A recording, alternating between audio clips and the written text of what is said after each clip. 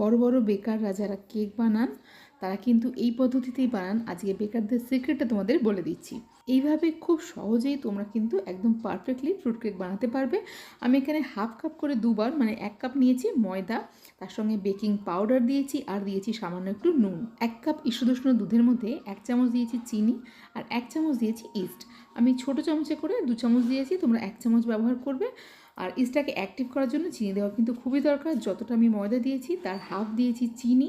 Blender জারে নিয়েছি একটা ডিম আর দিয়েছি ভ্যানিলা এসেন্স আর 1/4 কাপ নিয়েছি সাদা তেল। এখন এইটাকে মিশিয়ে দেবো শুকনো মিশ্রণটার মধ্যে।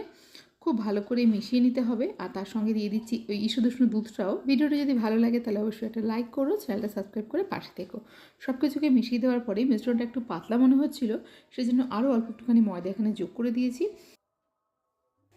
170 ডিগ্রিতে 1 ঘন্টার মতো বেক করে নিয়েছি আর এখন দেখো কত সুন্দর ফ্রুট কেক রেডি হয়ে গেছে।